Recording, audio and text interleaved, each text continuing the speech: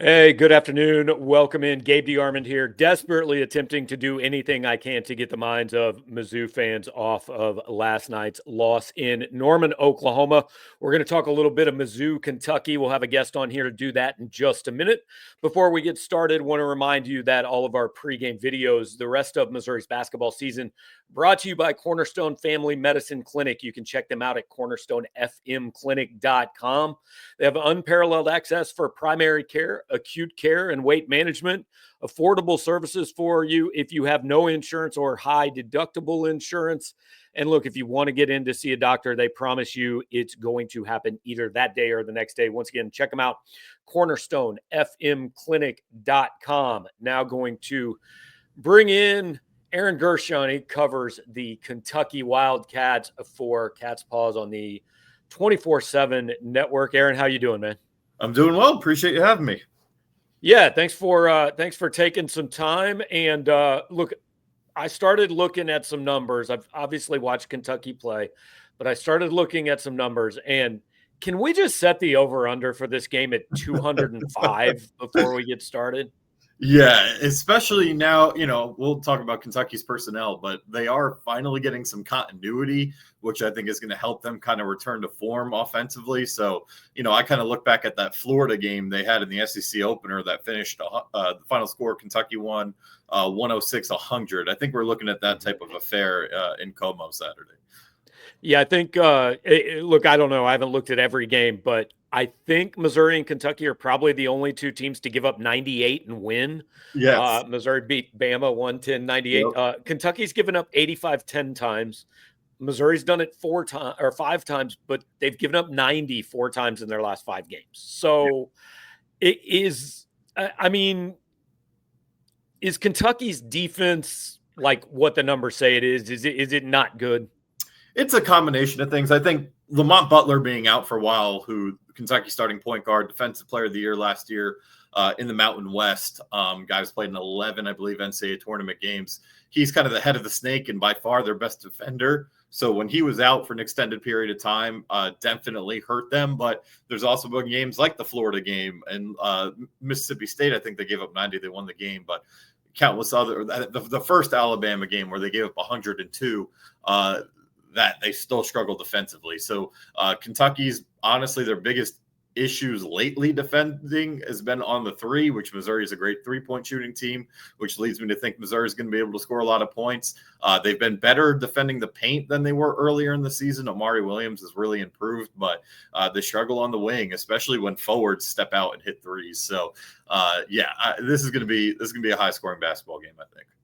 See, that's interesting on the 3-point line because when I was looking at Kentucky's numbers, like they're 18th in the country in 3-point defense, which I've said for a long time. Like I think 3-point defense is mostly luck. Like Vanderbilt started 1 for 14 against Missouri and finished 8. I don't know if the defense changed a lot, but Kentucky 280th in the country in 2-point defense, and that's where Missouri's really struggled lately. Right. I mean, they're giving up 45 points a game in the paint their last 4. Yeah. But go explain to Missouri fans a little bit. So 3-pointers a problem lately, I guess. Yeah, and it's kind of been one extreme or the other. I feel like when it comes to threes against Kentucky this season, either teams, like you said, there is luck to it. Like Oklahoma hit at a great rate. Arkansas, when they came here in Calipari's return, shot I believe 45% from 3 and made some really tough ones. Florida obviously shot the lights out in that barn burner here, but they've also had games like LSU and South Carolina, the 2 worst teams in the league, where they come out and shoot like 4 for 23 from 3. So there's some outliers there that kind of bog that number down. And obviously some of the non-conference games, they defended the 3 really well, just beating up on lesser competition. And then even Duke, the game they beat Duke in Atlanta, Duke I think they shot exactly 4 for 23 in that one. So there's some kind of outliers in there that bog things down. But they have really all year long, especially with forwards. I know, Missouri has a bunch of guys on the wing that can really shoot the 3.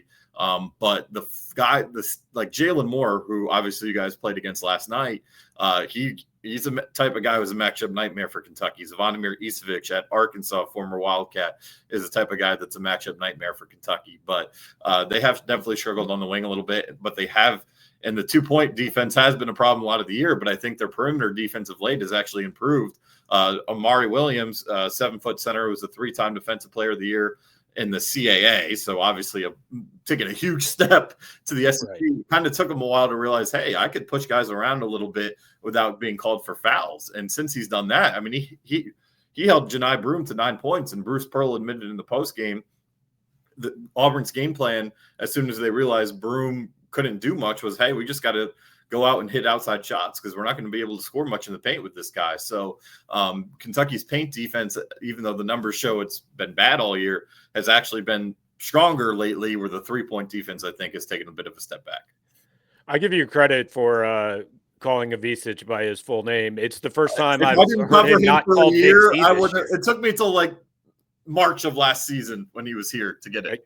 So. I honestly didn't even know his first name. I just thought it was Z. All right. So you mentioned Amari Williams. So when I'm looking at this, like, that's the big matchup in this game for me. Amari Williams, and I would assume Mark Mitchell for Missouri, because Josh Gray's not a huge offensive threat. I mean, Mitchell, lives at the free throw line. Frankly, I think that's a problem for Missouri on defense, because Mark's a really good offensive player. He did nothing defensively against Oklahoma last night. I mean, you agree with me that one is the one to watch? I would agree for sure. I think Mitchell's the guy. Pope didn't name names much today in this press conference, but he definitely was referring to Mitchell when talking a lot about their offense, that he's the guy they're keying in on. And earlier in the SEC play, Kentucky had a real problem of just fouling, and these teams were living at the free throw line, and they've cut back on it of late. But Auburn got to the stripe a ton. There was another game recently here where Oklahoma, they ran into a ton of, they had 4 guys with 2 fouls in the first half of their game against Oklahoma last week. So that has been a problem for this Kentucky team, is letting teams live at the free throw line. And Mark Mitchell is the type of guy that can present problems there. And I agree. I can definitely see Kentucky trying to throw Amari Williams on him. And maybe, Josh Gray, obviously a guy I'm familiar watching when he was at South Carolina. Not great, rim protector, good rebounder, but not the best offensive player. That'll probably be Andrew Carr, 6'11" power forward, guarding him, in my opinion. So yeah, that'll be a big matchup to watch. And I just think, again, it's going to be on the perimeter. I mean, Caleb Grill, Tamar Bates, all these tremendous 3-point shooters, Robinson that Missouri has, can be a real problem for Kentucky. I mean, Lamont Butler's a stellar defender, but he's still kind of getting back to full strength. You'll see on Saturday, he has a massive cast around his shoulder. It slows him down a little bit, but he's trying to get back to that elite form defensively.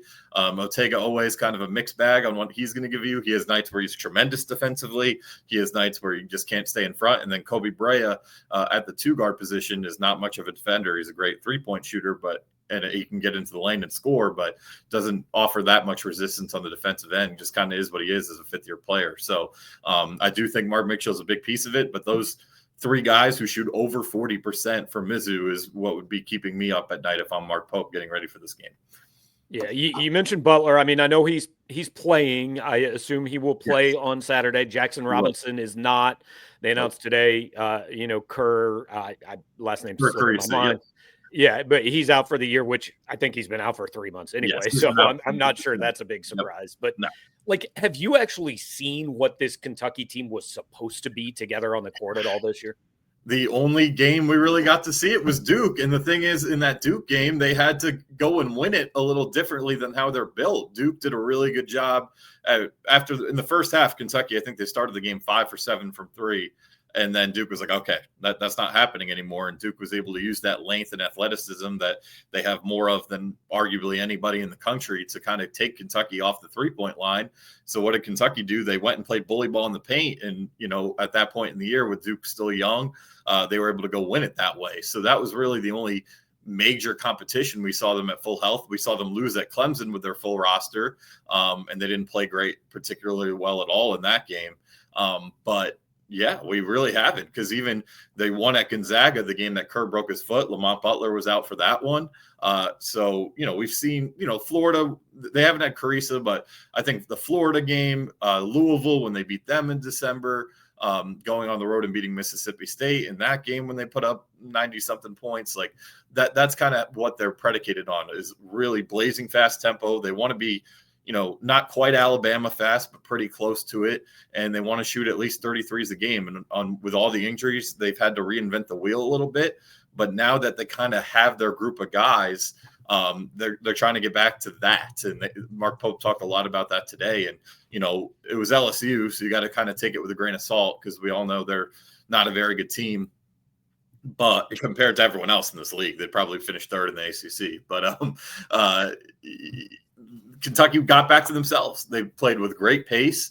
They put up 32 threes, I believe it was, and they were knocking down shots, and they were just made life hell for LSU to guard them. And that's kind of where they want to be at. They know with their style of play, they're going to give up points. Like they rank, I don't know what they rank in the country, but they're pretty sure second in scoring defense, second worst behind Alabama. Like they're going to give up points. That's going to happen. But offensively, they're built to score 88 plus every night. And they're hoping now that they know who their guys are. Obviously, you hate that Carice has been out most of the year, and Jackson Robinson, your second leading scorer, and one guy that Mark Pope brought with him from BYU. You hate that they're hurting out, but at least you know what you're rocking with now, and the hope is you can get back to being yourself. It's stunning. I mean, everything you just said, if you covered Missouri, fans would go, yeah, that's the team I've watched all year, right? Very similar. And I went looking, like Missouri fans are not in a great place this morning. So I went looking at all the rankings and the ratings and metrics and all that, just to see kind of how much the last couple of games had hurt them. And I mean, Missouri and Kentucky they're like carbon copies. They're one spot apart at Ken Palm, one or two spots apart in the net. Even the resumes, like Kentucky has a couple more quad one wins, but they have an extra quad one loss. This almost looks to me like, okay, Saturday and SEC tournament. Like if the winner Saturday goes one round further in the SEC tournament, that team may be seated a line higher in the NCAA tournament. Like I think they're very, very similar. They are. Yes. They play such similar styles. And, actually earlier in the year, Mark Pope was asked about the SEC and if anyone in particular was catching his eye. And he mentioned Dennis Gates. They played once while Pope was at BYU and Gates was at Cleveland State. And he said he's kind of been a fan ever since. And, talked about today how the teams are built very similarly and play a very similar style. So, Gates is a guy that Pope has a lot of respect for. I'm sure it's mutual whenever Gates speaks about Kentucky here as well. And you just see it. Like, obviously, I've watched quite a bit of Missouri this year, and the styles are so similar when both teams are at their best. And that's why, we're both expecting this high scoring offensive affair Saturday, because that's how these teams play when they're at their best. I mean, they're going to give up points. It comes with the territory, but if you keep scoring, you're going to have a good chance to win. And I think the biggest similarity, like both these teams can beat absolutely anybody in America, has been proven. Both have. And look, Missouri's lost to, I don't think Vanderbilt's a bad team, but lost to Texas, Arkansas, Oklahoma. Kentucky's lost to all those teams but Oklahoma. Yeah. Right. And could have lost to Oklahoma, kind of blown out at Georgia. I mean, yes. I just, it really, and it reinforces this is college basketball, right? The next 3 weeks is just like, I don't know, you go play an A game, you might be in the Final Four. You go play a B game, you may not win another game all year.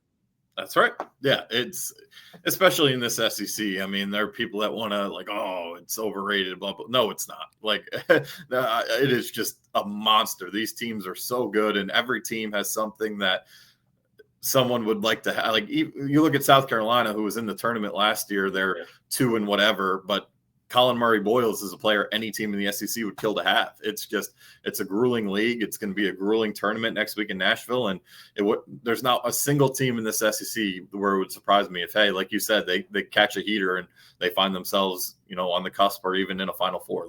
And these two teams specifically, because they've proven they can beat just about everyone. Both teams beat Florida.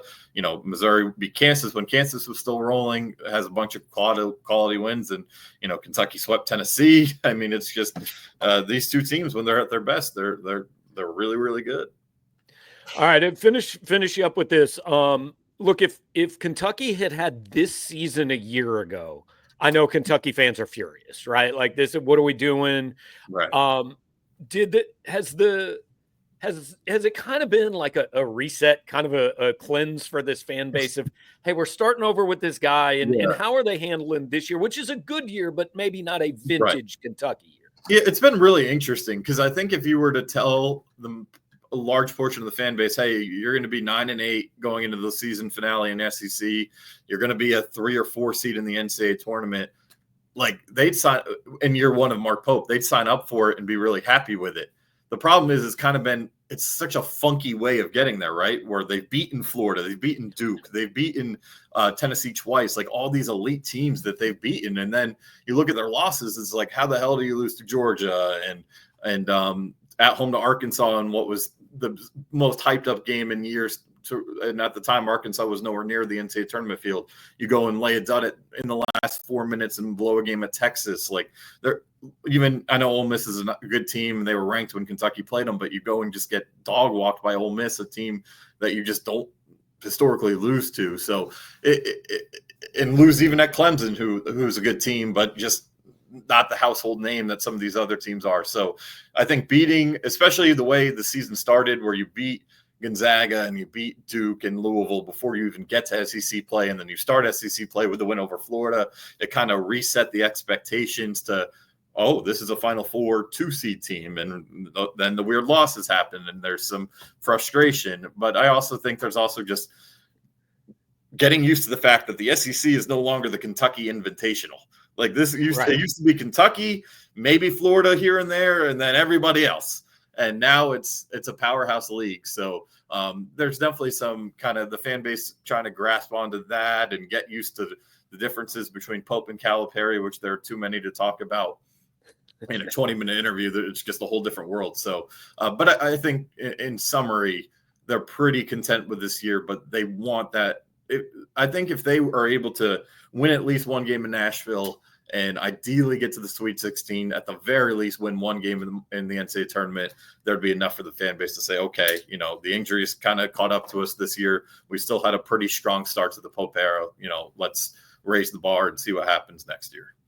I mean, what you just described is what people have said about SEC football for the last 20 years, right? Like, okay, Boise State, you can beat Oklahoma on one night. That's right. But you couldn't then beat Missouri the next week and South Carolina the next week and Bama the next week in Georgia. And that's what's happened to these teams. Is like, yes, you can beat anybody, but then when you've got to come back 3 days later and face a team that maybe not quite at that level, but pretty close, like just nobody's going through that. I mean, 14 of the 16 teams have lost at least 2 games in a row at some point. It's crazy. I mean, look, Tennessee's the number 4 team in the country, and they have 6 conference losses. It's and could be 5th in the SEC. Yeah. Yes. Yeah. It's crazy how good this league is. And again, the fan base, they're wild, they're rabid, they care so much, but they have not quite.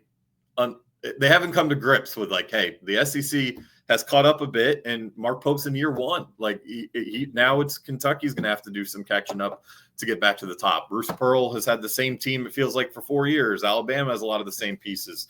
Florida has a lot of continuity.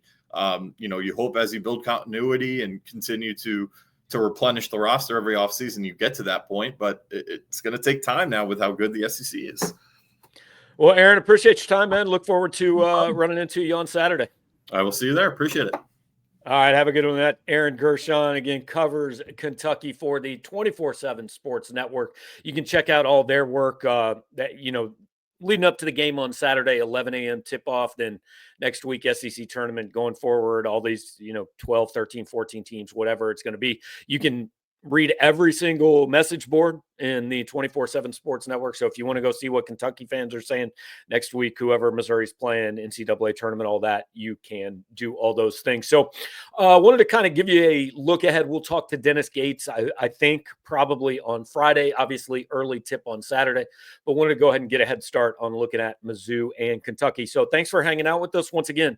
Brought to you pregame all year long, the rest of the year, by Cornerstone Family Medicine. Check them out, cornerstonefmclinic.com. I will talk to you tomorrow morning right here. Like, comment, share, and subscribe, and we'll see you next time.